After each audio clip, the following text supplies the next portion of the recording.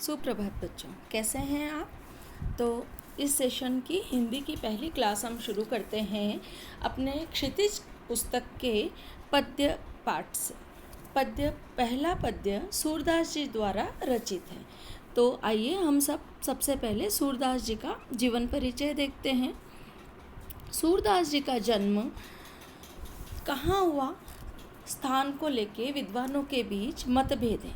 कुछ विद्वान मानते हैं कि इनका जन्म आगरा मथुरा के बीच रुनकता गांव में हुआ है, तो कुछ विद्वान मानते हैं कि इनका जन्म दिल्ली के समीप सिही गांव में हुआ है। इनका जन्म संवत 1540 या हम कह सकते हैं कि सन 1478 में हुआ। ये श्री कृष्ण जी का सजीव वर्णनों से जनमन को मुग्ध करने वाले, रूप रंग वेशभूषा अलंकारिक शैली में प्रस्तुत करने वाले महाकवि सूरदास नेत्रहीन थे। कुछ लोग इन्हें जन्म से नेत्रहीन मानते हैं, तो कुछ लोग इनका जन्म अंधा होना बाद में मानते हैं। सूरदास जी मथुरा आगरा मार्ग पर यमुना के गौ घाट पर निवास करते थे। दास भाव से पदों का गान किया करते थे। इनके मुख्य काव्य रचनाओं में सूरसागर, सुरसावली, साहित्य लहरी आदि इनकी प्रमुख रचनाएं हैं। प्रस्तुत जो गद्य हैं वो इनके सूरसागर में संकलित है। तो आइए हम इस गद्य का पठन करते हैं। इसके अंदर श्री कृष्ण और राधिका का संवाद रूपी एक छोटा सा काव्यांश दिया हुआ है। यहाँ पर श्री कृष्ण जो हैं, नटखट कान्हा जी, जिनका वर्णन सूरदास जी करते हैं, वो राधिका से पूछते हैं, बुझत श्याम कौन तू गोरी, कहाँ रहती काकी है बेटी, देखी नहीं कबू ब्रज खोरी का। यहाँ अर्थ होता है बुझत। बुझत का अर्थ होता है पूछना। बुझत का अर्थ क्या है बेटा? बुझत का अर्थ है पूछना। तो श्याम जो हैं, श्याम अर्थात हमारे सांवरे श्याम सुंदर श्री कृष्ण। बुझत, बुझत का अर्थ पूछते हैं। किससे पूछते हैं? राधिका से पूछते हैं, राधा से पूछते हैं। क्या पूछते हैं? कौन तू गोरी, कि हे गोरी आप कौन हैं? कहाँ रहती काकी है बेटी। यहाँ काकी का अर्थ है कौन। यहाँ काकी का अर्थ क्या है?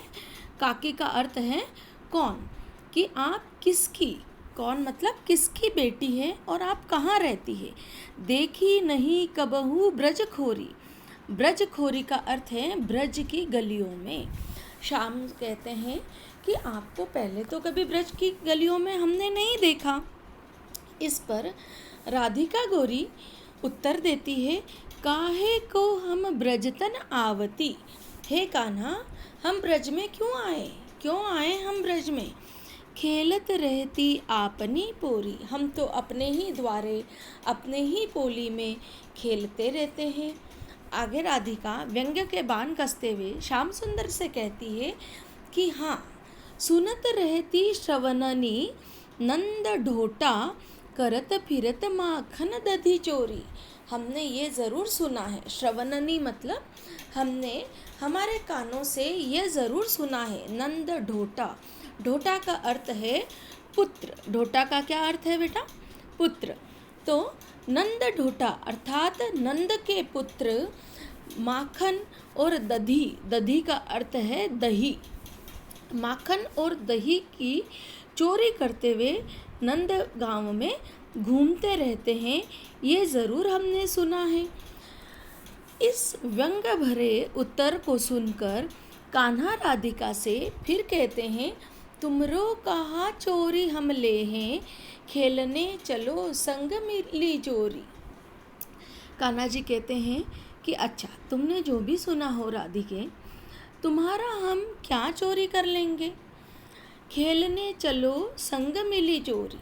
तो चलो हम क्या करते हैं, हम अच्छे से जोड़ी बना के हम मिलजुल कर खेलते हैं। इस प्रकार सूरदास प्रभु रसिक शिरोमणि, जो कृष्ण भक्ति का रस कराने वाले सूरदास और स्वयं कृष्ण भक्ति का रसपान कराने वाले सूरदास ये बताते हैं कि राधिका भोरी, भोरी का अर्थ भोली, इस तरह श्याम सलोने ने अपनी बातनी अर्थात बातों में राधिका को भुला दिया है, बहका लिया है और उनके संग खेलने चले गए हैं। यहाँ पर हमारे इस पद्य का पहला पद्यांश पूरा होता है और अगला पद्यांश हम नेक्स्ट पोर्शन में पढ़ेंगे। Thank you.